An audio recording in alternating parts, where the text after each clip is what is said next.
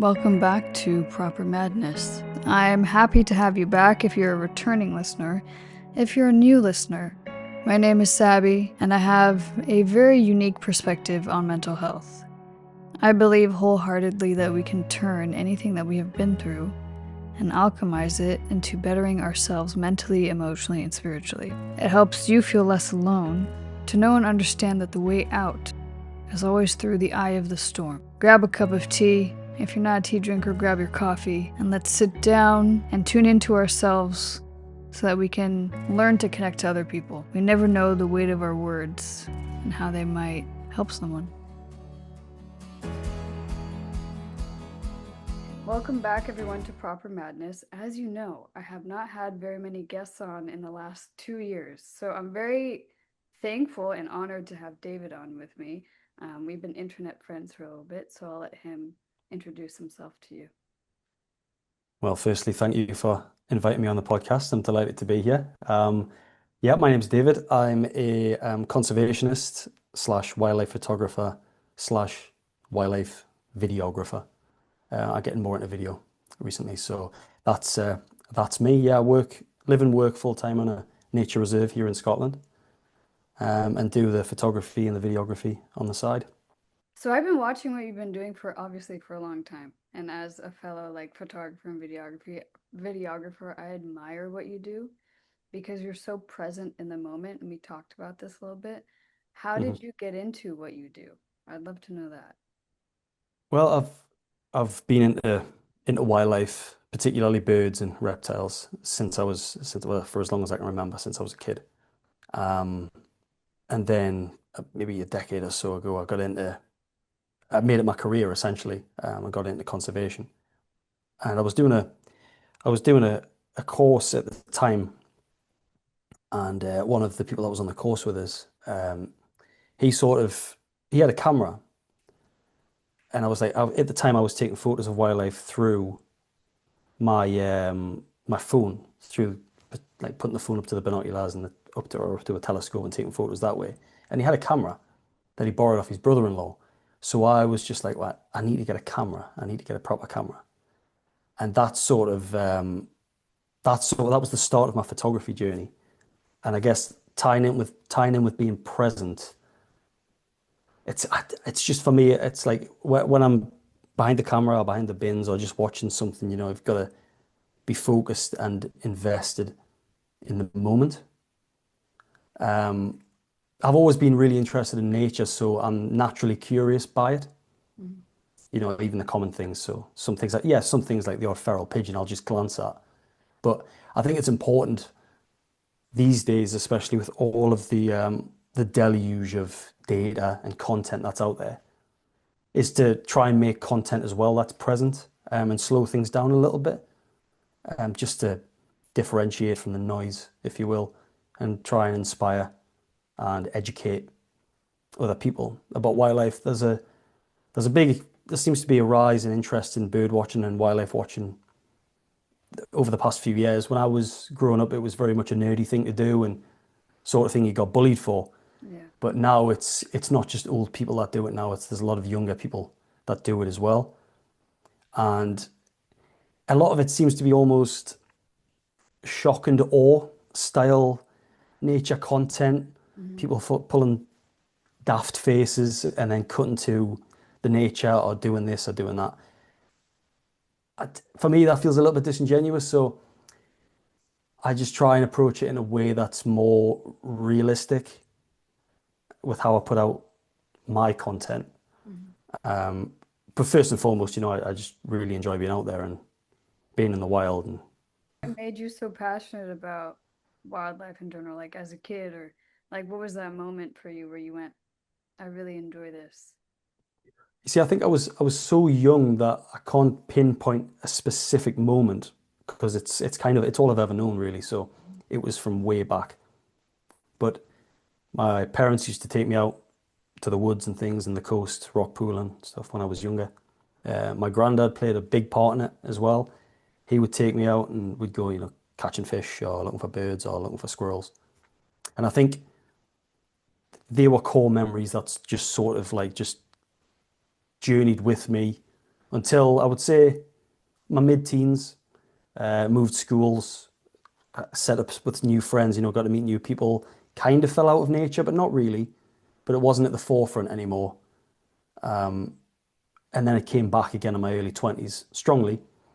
And it was at that point that I sort of veered my lack of career at the time into what I actually wanted to do Mm. and invest in getting into wildlife and getting into nature conservation and making steps to do a career that I wanted to do, which I should have done years before, but just because of various things and various reasons, that didn't happen, Mm. unfortunately. But I'm here now, so Yeah, no, I'm you're happy. here now, and I enjoy what you do because it is slow and it's very present. And it's beautiful, like everything that you capture almost like these small, intimate moments with wildlife that we wouldn't really even think about, or that I wouldn't think about.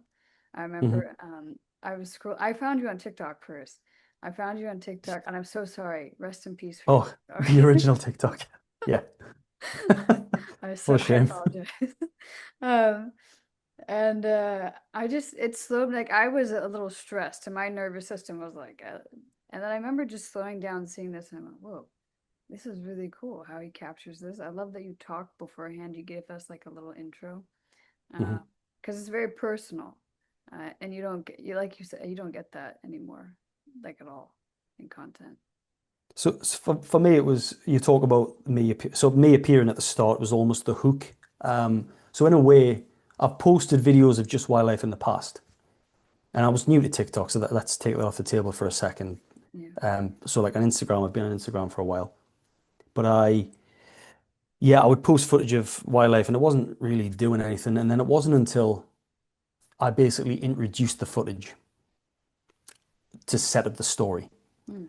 to then show the footage and narrate it. The narration's a new thing. So to narrate it, it almost became like a full piece. I like to think of them as like bite-sized nature documentaries because they're quite long for social media, to be fair. Some of them are like 2 to 4 minutes. Yeah. But I used me talking to the camera as the hook because, it's been proven that people like a face-to-face connection Hmm. to sort of as a hook. And that seemed to work.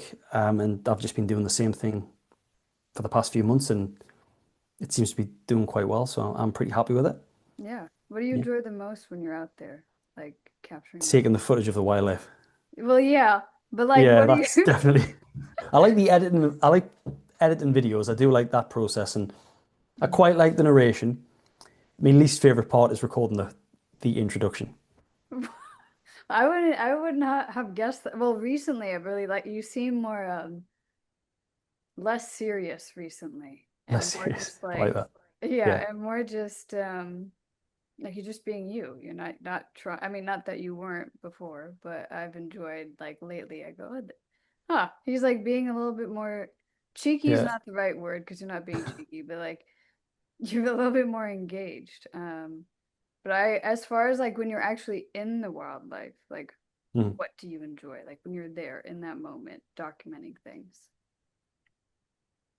I get sort of like I just put up a video today about from Mexico, and that was from 2023. So that was, I guess, in social media terms, a long time ago.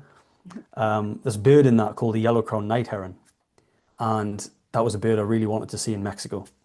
Pretty common in Central America and the Americas. They're not a rare bird by any standard, but that was a bird that I really, really wanted to see. And I was seeing them on the first morning. I was seeing several the first morning that were just hanging around.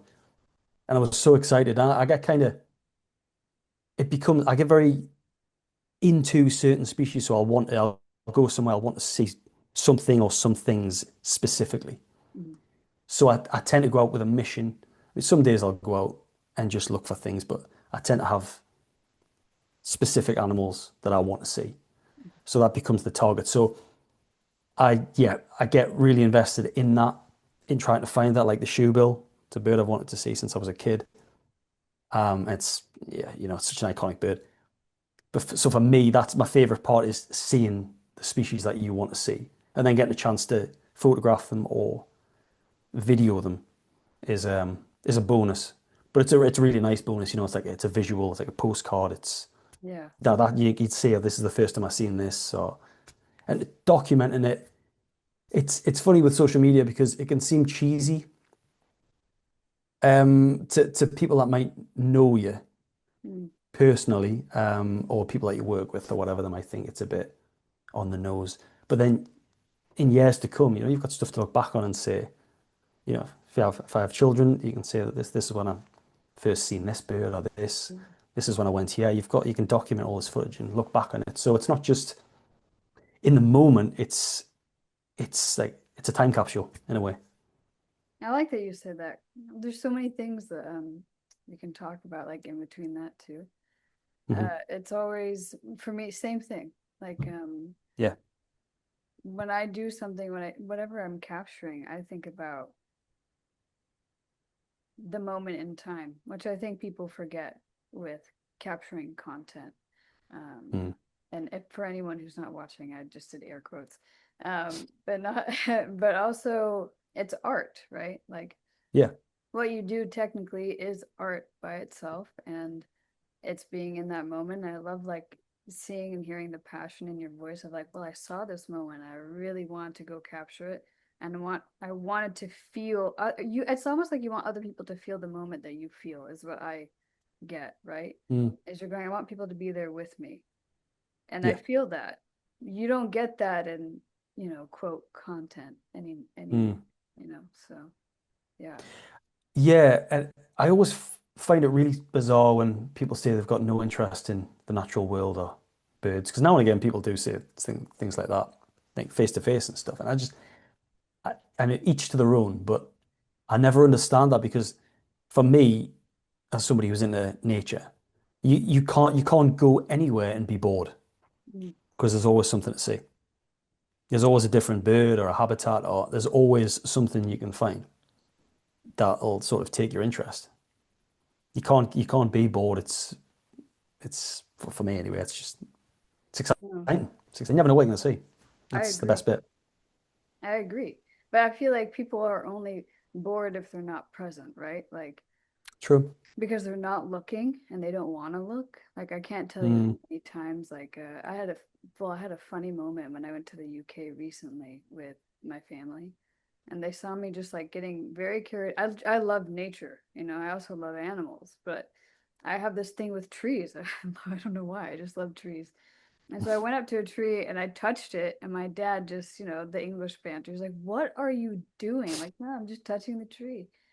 I go, "How cool is this tree?" I'm just looking at all the edges on it, and he goes, "You're so weird." But I stopped and I went, "Yeah, but like the way I see the world, that's what makes me like an artist, because I see the details other people don't want to see." Mm. Yeah. I think some people are just more tuned into that kind of thing. Yeah. Um, and naturally more aware of it, and like you say, present. hmm And some people, yeah, I guess for whatever reason, it just doesn't resonate whatsoever. No, yeah, they just don't have I don't know if sensitivity is the correct word. It might be, maybe Mm. like the visual sensitivity or the curiosity for it. What's one of the most memorable moments you've had recording is like capturing like Right. wildlife, like any sort of moment that you just loved that anywhere that you went to.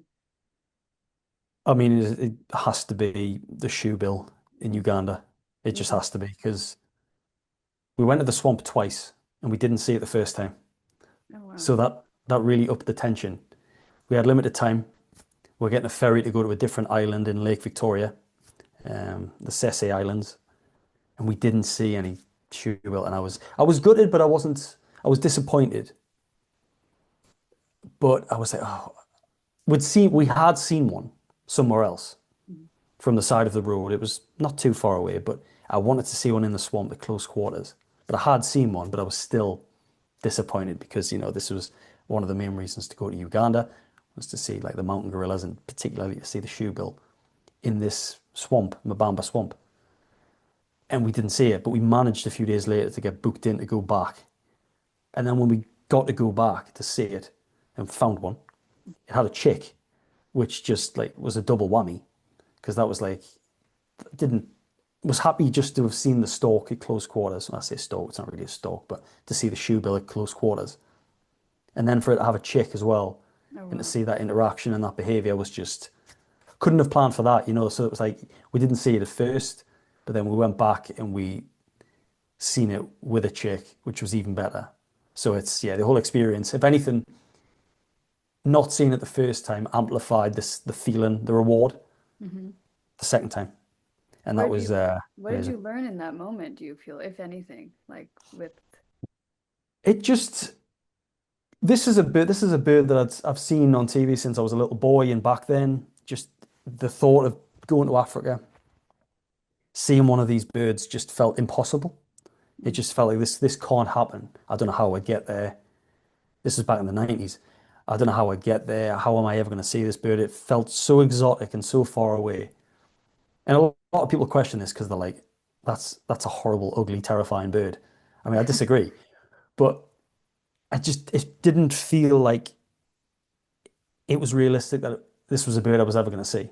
mm, So then years later, to see some was just it was incredible. I just sort of obviously captured the moment on in photos and video, but I was also very present. Just like we just sort of rounded this bend in the papyrus, and it was just there. You know, it's 5 foot tall. It's just stood there. I was like wow, it's just, there it is. yeah. You know, there was no other tourists were there. It was just us in this canoe, and it was yeah, it was just stood there, wasn't bothered at all. We got within 15, 20 foot of it, and it just stood there, and the chick was there, and yeah, it was amazing. It was like a childhood dream come to life, and I was elated. Yeah, it was just at the time, you think, I don't understand how people can't enjoy stuff like this. Mhm. But yeah, I really liked you put up I think I seen it on TikTok, but you might have put it on Instagram as well. I really liked the video you put up the other day about trends Oh, oh, yeah. because trends on social media really do my head in Hmm. for obvious reasons, as you said in the video. They're trends that just they come and go. Uh-huh. What what inspired what inspired you to make that video? It's so funny you asked me that. Because I feel like, and I'm sure you've seen like my evolution in like self-expression recently. Is Hmm. it's felt more connected, like I'm actually talking to someone instead of everyone. And so Mm. something riled me up on social media. I'm a very fiery, passionate person, but I'm quite contained. So my outlet is sometimes sitting down in front of my camera and going, all right, what do I want someone to understand so it makes a difference in them so they stop doing it? And I had seen a few creators on TikTok and Instagram. Everyone's doing these trends of my 2026 rebrand. And I go, God, if I hear one more person going, I need another rebrand, I'm gonna do my head in because like you don't like you really people just don't understand that you don't need a brand like unless you have a product, you don't really Yeah, need a brand. And even I'm willing to argue even that product itself doesn't need a brand, right? You got to think yeah. of yourself as who you are and let that just show up instead of trying to be like everyone else, because as we've talked about, there's so much copy paste stuff going around on the internet that Mm. just frustrates the crap out of me because you have no individuality anymore. Everyone looks the same, everyone talks the same, there's the same hooks, there's the same clickbait stuff, there's even and there's a like a I joined like a cool like a business mentorship like a long time ago because I was like, I'm an artist. So I don't know how to make money doing what the hell I'm doing. So I was like, right, better go get some help. And even in that place, I'm noticing no one's really sticking to their own voice. You see people listen to advice and go, oh, that works for them. I'm going to copy that. I go, okay, well, the danger with that is, and I learned very quickly a long time ago, is when you copy what other people say or how they're showing up, what your truth is and how you show up is going to get lost and people will forget about you because there's nothing memorable about you anymore, you know? So I just pissed. I was like, I'm done with this. So I put my camera on. I was like, I know who I'm talking to because It just frustrates me, and that's like what I see more and more and more of in the world, and it's all surface level.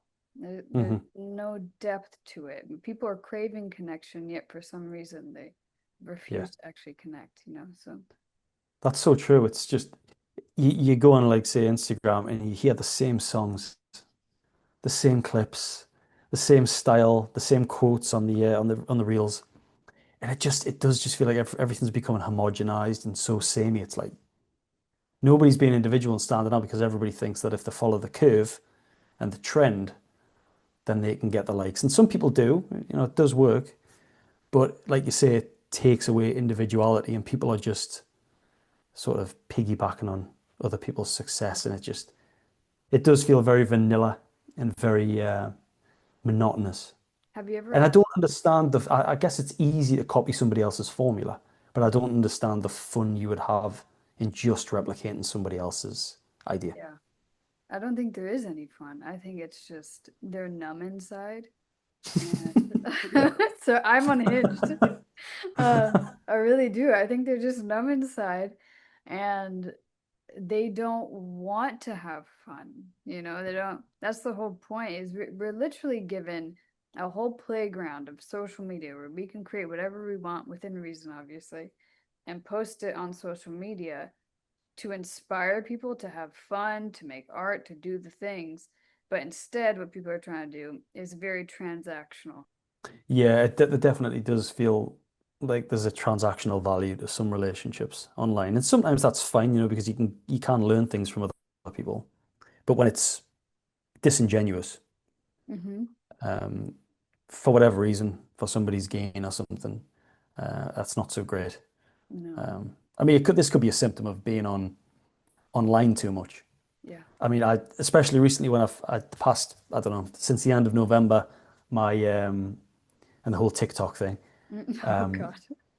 Luckily the new TikTok account is now bigger than the old one, so that's good. I love that. But like I've had a lot more followers on Instagram and things recently, and I just feel like I'm on my phone so much more now. Mm. Just because there's so many more notifications coming through, and you get loads of messages, and you're like coming in your inbox, and I just feel like I'm constantly looking at my phone, Yeah. and I'm not enjoying. I mean, I do enjoy aspects of it. I enjoy a lot of it. Like talking to people like yourself and things, and I enjoy creating the content. But I'm very conscious that I'm on my phone a lot Mm. now. I I don't know. I love connecting with people, obviously Mm, like you, and I especially like if you can tell the other person is also connected to themselves. So like when you're on a phone, it's beautiful for connection, but it's also it can get dangerous, right? Because mm, like you said, you get all these messages. I also have started. I've been getting a lot more messages too, and I'm like, whoa, whoa, whoa, we need to calm down because this is a lot. It's just a lot of connection. So then, how do you connect back to yourself? So you can be present. I don't know if you've yeah. ever been like that, but I'm always trying to figure that out too. Recently for me, I mean, I say recently, literally this week, I've because I probably should have said earlier. I did mention that I live and work in a nature reserve, so I'm a warden, which is you over there. You probably call them rangers. Yeah, Um, I prefer the term ranger. I don't like the warden. term Yeah, it sounds title like you're in a warden. prison. It does, yeah, yeah. Prison warden. But yeah, it's more of a park ranger type role, and obviously that has benefits, because there's beautiful scenery here at the coast. I see some incredible birds, but I usually wear my earphones or headphones quite a lot as well. So I'm getting sort of a double whammy. So Mm-hmm. I'm on my phone, but I'm also listening. And I've listened to music and things since I was a kid. So it just helps us get into a groove. Mm-hmm. But this week just gone, I've been very present and aware to keep my phone in my pocket more. Don't put the headphones and earphones on Mm-hmm. when I'm out and about, and just focus on the moment, Yeah. and the work that's happening, just to kind of clear any clutter, from any brain fog, and just try and just be just focused entirely on what it is I'm doing, whatever it might have been. Like, Yeah. yeah. I love that. Um, I had a question, then I left. But do you have any, I guess not tools isn't the right word, but when you feel like you need to get back into the present moment besides not looking at your phone and listening to something, is there anything that you kind of remind yourself of mentally or emotionally when you have to kind of come back? to to sort of just to ground myself again. Mm-hmm. Um, I guess just being outside, going for a walk, exercise, that all helps. Spending time with my wife, that helps. We have a dog as well. He's a pain in the backside, but that helps. Um, yeah, it's just trying to be away from screens, and I spend a lot of time, despite the fact I work outdoors, Mm, I spend a lot of time looking at the computer, editing videos whilst checking my phone. yeah. Sometimes, like I say, it's got to the point where I'm conscious, and now and again, it'll just be like, you've been staring at a screen for hours, and it's like, I just need to take a break. Mm, So I'll just, yeah, I tend to go outside. That's, I think, is one of the best cures for I love that that. kind of thing. Yeah. I Yeah, think even just going for a walk. I think even as like creative people, we forget that. We're like, oh no, I don't need to do anything. I don't need to work out. I don't need to leave the house. My life. Why do I need to do that? My life doesn't revolve around it, but it does, like mentally and emotionally, it does, is what Yeah. I'm finding. If I don't have a proper like way to ground myself too, Yeah. I can't be creative. There's no way. If then I'm so outside of myself that whatever Yeah. I come up with isn't gonna make anyone feel anything, and I can't feel anything. So yeah. Do you ever read or anything to sort of come back down to earth or anything like that? Yeah. Recently I have like I do that the brick thing where like I get rid of all the things. But my morning routine is a lot of breath work and meditation, and then having a slower morning for at least 30 minutes, 45 minutes, waking up a little extra early. And then in the evening, yeah, no screens. I mean, I love watching Love Island Australia because it switches my brain off. I'm just watching people being dumb. Yeah. But I have now kind of been more like devoted and just switching that off and reading for about an hour, hour and a half. That way I can be more creative. I had a creative block for a little bit and I wasn't aware of it. And when I started reading again, ideas started flowing again. I started Mm. becoming a little bit more inspired because I'm absorbing the right type of art, not like, scrolling. Yeah. But also outside is huge for me. I have my coffee or my tea outside every morning. I refuse to have it indoors. That's good. Every once in a while, if it's too cold. I mean, in California, it doesn't get very cold, but I'll just go sit on the porch and do that. So, Yeah, we can't do that here in Scotland that often. It's no, just a little yeah, bit windy, a yeah, little bit just a wet. little, just a tad. Do you often get creative block? Not anymore. I used to all the time, mostly because when I was trying so hard to impress people or trying really hard to perform, then I'd get creatively blocked, right? When I was trying to get something from people. But that was because I was push energy out instead of like absorbing energy in. And so Hmm. Um, when I face my creative blocks, it's usually either because I'm not connected to myself or I'm doing too much. I think like if your Hmm. job is something creative, and you can tell me if this is similar to you. If you have a creative job, you have to have a little bit more alone time and downtime to reconnect to your own self. Otherwise, you can't be creative, you know? And Yeah, I I would try agree not with to that. overdo it. If I like Mhm. I shoot a video, I go, right, we're not editing anything. We've shot the video, we'll do it tomorrow. Yeah. So yeah.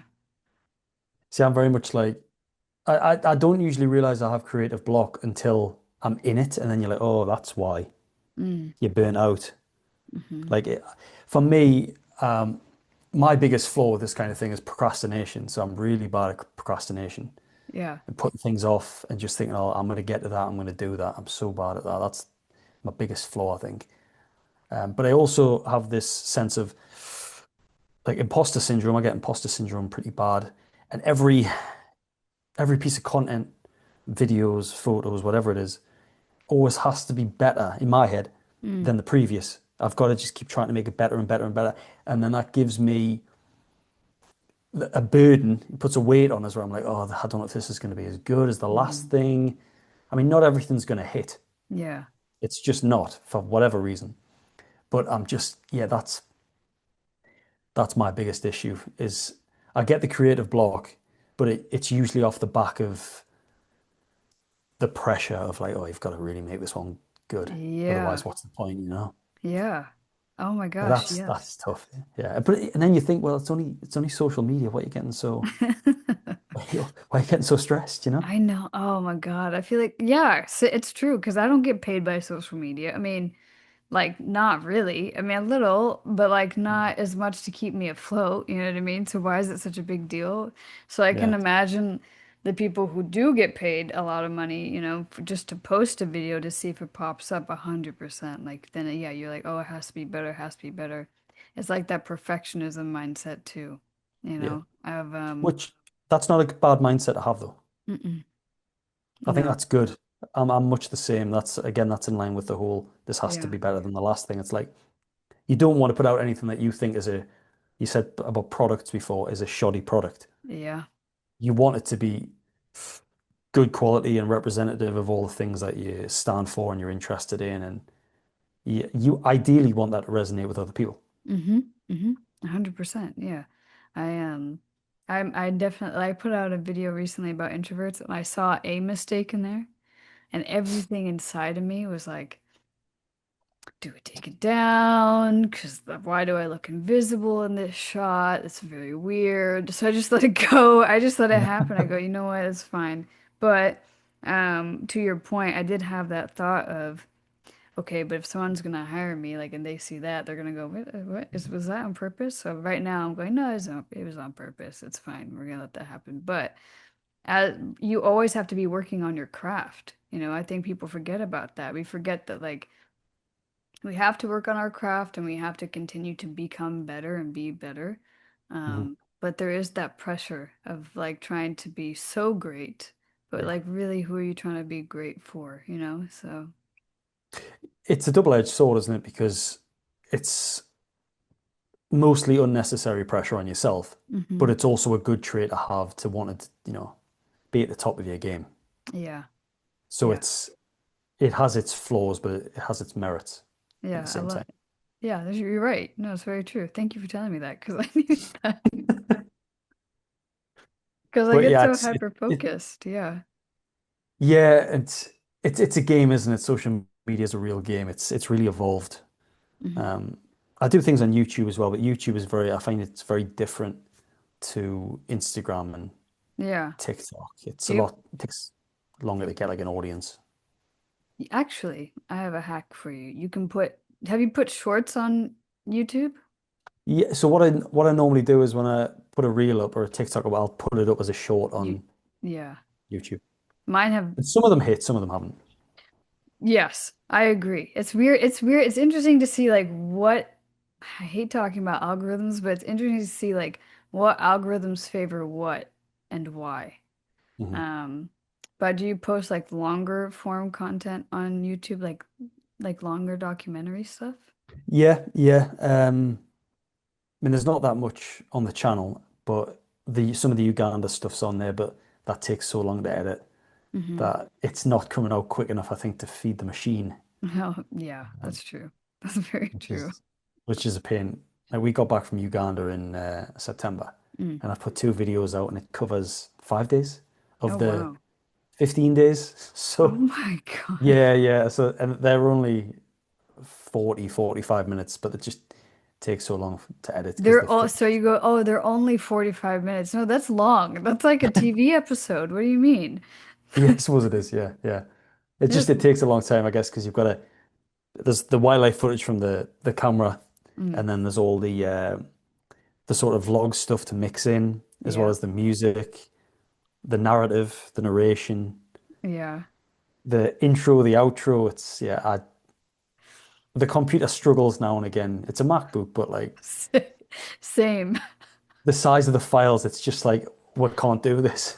No, I had to get like two different external hard drives recently because I went, oh my God, I have so much to just, but otherwise my Mac starts sounding like an airplane and I'm going, this isn't Yeah, great. What do you hope to have people feel when they watch what you do and when you do put it out? it's a good question. I want people to just be able to watch the videos that I put out and I wanted to pique their interest in the natural world. I Mm, wanted to sort of incite interest and inspire people. Because to me, it's my passion, it's my interest. But then if that helps other people, a lot of people have said recently that my voice has been common on the narration, and they really like my voice, and that hit me like a hammer on the head because I've never liked my voice particularly, what? and people are just like, oh my God, I love your voice, and it's like, so that I was like, what are you talking about? But so yeah, so people have enjoyed that. So I've now enjoyed doing the narration off the back of that. It Mm, still feels a bit strange doing it. But I don't, I just want people to be able to, I want it to be different to a lot of content that's out there. I want it to feel genuine and, like I said, to inspire people in nature because yeah. a lot of the talk about nature, and rightly so, these days is it's doom and gloom. Hmm. And maybe I'll cover stuff like that in the future, but for now, I just want to sort of just talk about wildlife, and it's a great way for me to use footage that's just sitting on hard drives and things as well Hmm. that I may not use. So like the Mexican stuff, I thought, well, I've got footage. I'll try and create something out of this because a lot of it was kind of bitty. It was various bits. There wasn't much behind the scenesy stuff. Mm, So I was just like, I need to use this footage. And I was like, well, if I can make a video out of it, to talk about this wildlife that's in the middle of the city in Mexico, then it's served a purpose. yeah. But I fundamentally, it's just about inspiring and help, maybe even educating to a degree. Yeah, I know. I like that because I don't think there's enough of that. Um, Yeah. I was gonna make a joke, but we'll come back to that. I when you have that inspiration, like that creative spark, what does it feel like to you, and what drives that? Sometimes it's really quick. So like the otter reel that I Mm, made a few months back, we were on Jura, which is the island just north of here. It's like a 5 minute ferry. It's really close, really good for otters. And I went there and seen otters, and I was like, I think I should make a video about this. And I was just like, okay, record an introduction, and you've got footage, record an intro, and put it out there. So that was the new formula, and that worked. And then from there, I do kind of plan things, mm, or I'll go back and think about things, insert a little bit of stress when you're like, what am I going to talk about next? But I don't know. Sometimes it just clicks, like the Otter one or the Shoebill one. It was just like, right, I know what I'm doing. Let's do this. Let's make it happen, and it can happen really quickly. And then some of the videos can take a little bit of time because I'm like, this doesn't quite work yet. It's not got the flow. And I thought that about the Mexican one. But then as soon as I put the music on, I was like, okay, now this is better. But I still wasn't 100% happy with it. But I was happy with it enough that I was happy for it to go out there. But some ideas come really thick and fast, and then others are less, I don't know, less, they're not, I don't, it depends. Some of them are, like I say, some of them are good. Some of them are less good. Some of them just don't happen. Like I'll be halfway through and I'm like, this isn't working. sometimes the creativity is like a seed, Yeah. and it takes a while to sit there. Like I'll have a thought, I'll have like a creative thought, go, that's a cool idea. And then I let it sit there. And then I go, well, how the hell am I going to make that happen visually? I have no idea. And then eventually just kind of takes shape by itself. And then I take some sort of action towards it. But like you said, sometimes it is fast. You go, oh, yep, that's what I'm going to do. I got it. We're going to move forward with it. So. Yeah. What inspires you the most? Life trauma. Life, trauma. Um, no, yeah, I think anything I'm going through in a certain moment. Mm, And I think about how can I, for a long time my content, my art, what I would put out was very selfish. Because I just wanted to express myself. People yeah. related to it to an extent, but it didn't really move anyone. It didn't do Mm, anything. And then from there, it started going, well, how can I make a difference in someone else's life based off of yeah. what I was going through? And how can I express it in a way where someone can understand me and someone can feel it? And so from there, that's how it started to take shape. And cinematography and photography was only something I think about 8 months ago I started taking very seriously. Before it was I was just doing a lot of tea time with Savvy stuff. My podcast was something I was very involved in. But I was more focused on how do I create content and get big on social media. Whereas 7 or 8 months ago, I went, well, I've studied this, I enjoy it, and people keep telling me I have a talent for it. Why don't I just take it seriously? That and something inside me was like, I can't keep doing the corporate thing because it Mm, was killing me inside very slowly. And I always had this calling to, I guess, social media, but more of like a platform and a presence of how I'm going to help people. And I never understood what that looked like or what that was or how I was going to do that. I just knew I had to keep showing up. And mm. so from there, it just started kind of happening organically. Like I stopped thinking about it and I just started being it. And if I were to show you some of my old like talking videos, oh man, I I was very serious, very edgy, very I almost felt like I was just like it felt like I was trying to beg people to see me because I didn't feel seen. So and Mhm. now it's the like a complete total 180 has happened in probably the last like year.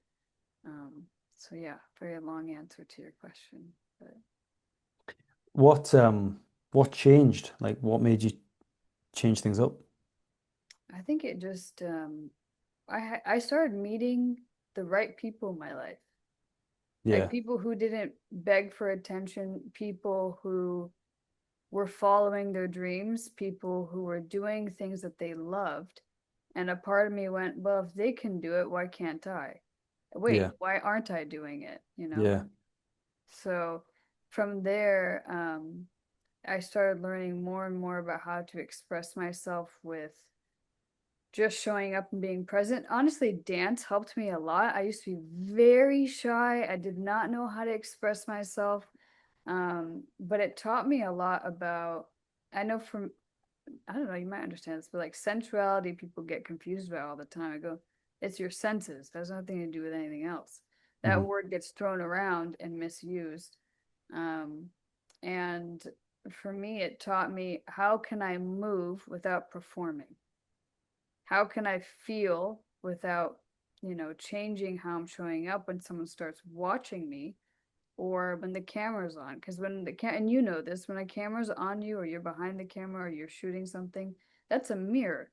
You feel seen, right? And people always shapeshift in front of a camera because Mm. suddenly they feel seen. And so feeling seen does two things. It shuts them down or it opens them up.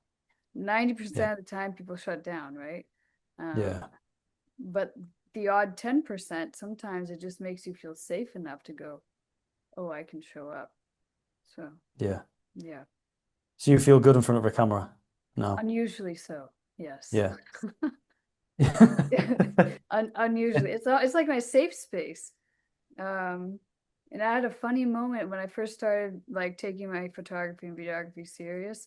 My very first shoot I did professionally was with horses. And horses are, I mean, they're very sensitive emotionally, right? And they can Mm. attune your emotions quick. So what you're Yeah. feeling, they will mirror back to you. And so in that moment when I was shooting all these horses and I was terrified, I'm like, I'm 5 feet tall. And they're like, they're huge, they're giants. And I went, oh my God, what am I? This is scary. What if I click my camera and I'm dead? That's it. I die. They could feel that. When Mm, I was away from my camera, they stayed away from me. When I was behind my camera, they gravitated towards me because that's where I felt the most comfortable. mm. It was That's wild. interesting. Yeah. Yeah, Yeah. just your body language and the energy you give off. Hmm. And people Yeah, can feel it, you know, yeah. and we forget about that, I think, a lot. So, So some people are just yeah. I mean, I'm pretty comfortable in front of a camera. I guess I'd be lying if I said I wasn't comfortable in front of a camera. yeah, because you I look tend, yeah, normal. well, yeah. I mean, yeah, I am pretty comfortable in front of a camera, but I I'm too much of a perfectionist that I'll do a few takes and I'll be like, oh, I like the way I said that bit, but I don't like the way I said that bit. So I'll have to do it again and do it again and do it again. And then it starts to mutate and you start to overthink it and you're like, this isn't what it originally was. I'm overthinking it. Sometimes I've got to have a break, come back and do it again and say, oh, well, that's it. Yeah. Just like that. But it's just funny. Yeah. But I am quite comfortable in front of a camera and I've interviewed people before on camera for projects I've been commissioned to do. And some people here, they just, as soon as the camera's in front of them, they just freeze. The body Yep. language gets all stiff. They don't know what to say or what to do. They keep looking at the camera. Don't look at the camera. They keep, yeah, it's funny how alien it is to a lot of people still. Yeah. Yes. Yeah, a lot of people, actually, it's funny you said that because a lot of people recently have been asking me, like, how do you do that? I'm like, I don't know how to teach someone how to do that because it's just practice, Yeah. it's practice and just how you show up. And I feel like to your point, when people freeze up, right? It's kind of funny. I see it too, right? Like, it's funny to see that sometimes, Hmm. how people all of a sudden just shut down. But I think what's kind of awesome and cool about people like you and I is we have the ability to be like, hey, I can hold that space for you to show up. I can hold Hmm. that space for you to still be here. And it's because when you're present and in your body, other people can feel it and they can do the same sometimes, maybe. So yeah. Yeah, I think people can relax in the fact that you might feel comfortable and some people might watch various content and think, oh, I couldn't do that. Mm. And it's just somebody talking to a camera. Hmm. So yeah, they're almost doing it for you, and then you can live vicariously through that, I Yeah. suppose. Yeah. Yeah. Yeah. It's I was just fire. gonna say, I put a video on TikTok yesterday, and it was just I was like wrapping the day up at the coast, and then I just said, oh, I thought I'd share this view, and it was footage of the coast, and people were so thankful to be able to see this footage in the comments, Mm. and I was really surprised by that. I don't know why, but I was very surprised with people saying, "Oh, thanks for sharing this." It's just What footage of. surprised you the most? Like, Maybe it's because I'm used to seeing the coast. I don't know. I didn't expect so many people to comment and be like, "Oh, thanks for sharing this." hmm. I don't know why. I just that to me that just felt like oh, people really like that, but I didn't expect that. I just kind of just that was a video that I just sort of threw together and put on there. I There I wasn't much think thought behind that. that's probably why though, I think Yeah, unfortunately that's what it is. I've noticed that too because I do like my camera videos and then I do ones where I'm just feeling some type of way and I just pick up the phone. And sometimes those will do better because I'm not thinking and I'm not yeah, attached to the outcome, which mm, sucks because I think when you put so much time and effort into editing the perfect videos visually to make someone feel yeah, something, and those don't hit, you're going, why did I spend 3 hours recording this and then editing it, making sure the audio is perfect, and now suddenly, so yeah.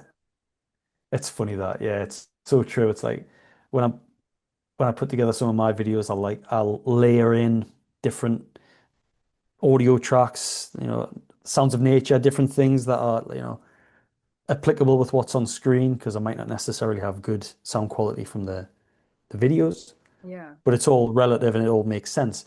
And I'm putting things in. One of the Ugandan videos I made, and I only did it on this bit.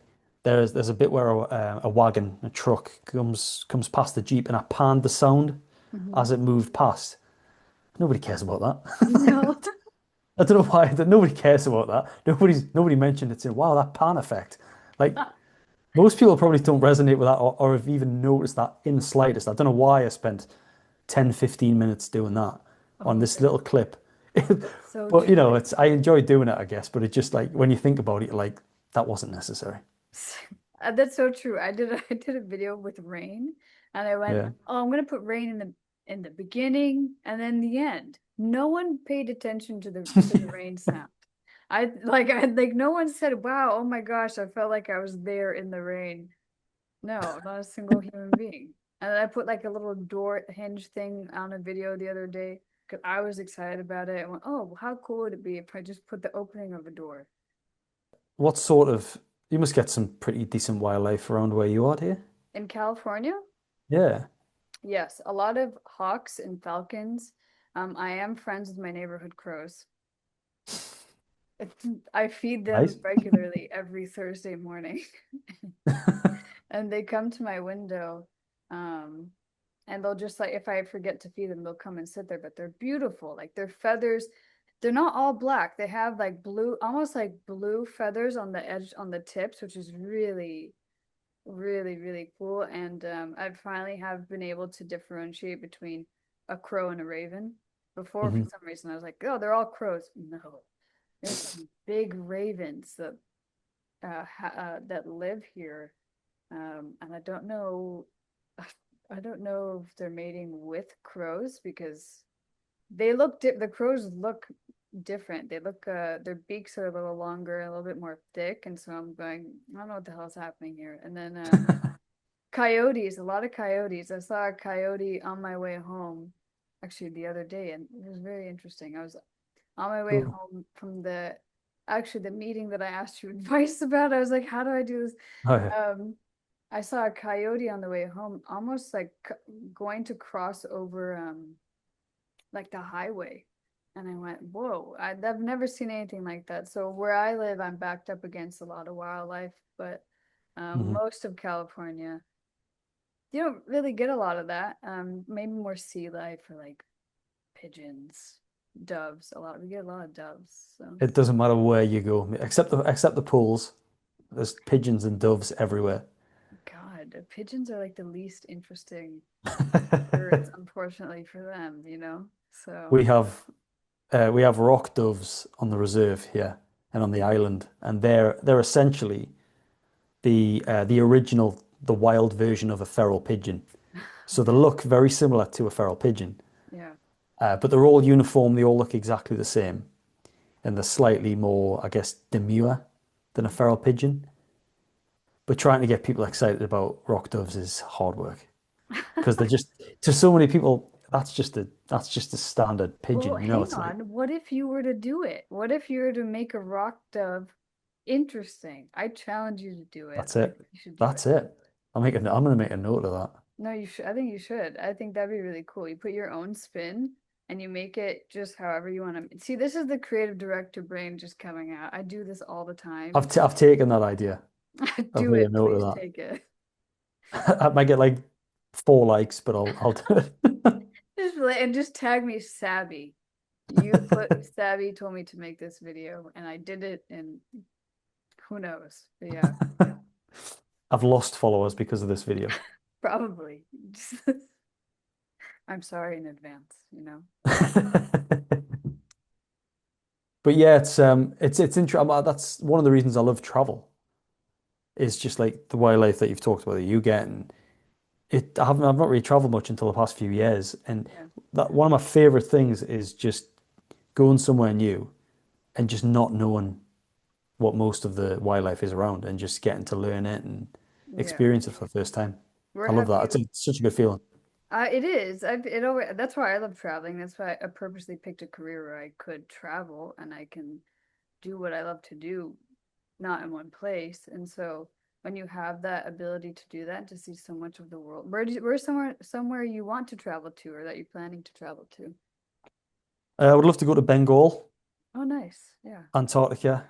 Um, Colombia. Where else? Alaska. More of Africa. Africa. Tanzania. Have you been to South Africa? No, just just Uganda, Oh my which God. was amazing, but it's such a big continent that there's so much more to see, South you know. Africa is beautiful. I've been there. I went there when I was a kid. Um, Yeah. yeah, yeah, it was a lot of fun. I went with some extended family. We did the whole safari thing. That was wild. Um, we got charged, like our safari truck got charged by an elephant, and I was like, "That's Yeah. it. That's how Nice. I'm gonna die, charged by an elephant. That's the end of my life." What a feeling. What a feeling. My younger We brother was next to me too. We're 8 years apart, and at that, how old was I think I was 16, and he's 8, and so I just grabbed onto him was my instinct, um, and so it was so interesting because the our guide in the front of the truck just tapped the side of the truck twice, and the elephant backed off. But she did was it. pissed because we were following her and her baby, so she wasn't happy. We had that once in Uganda when we went. Just one random elephant by itself, and it just turned around. It didn't fully charge, but it started walking towards quite aggressively, and we just backed up. But it's elephants for me. They were. I was always like ahead of the Uganda trip. I was really excited about the birds, and I was like, elephants. Okay, elephants. Still, I'm looking forward to seeing them, but I'm not. I'm not that fussed. Mhm. But then when we got there, I was like, I can't stop thinking about these elephants.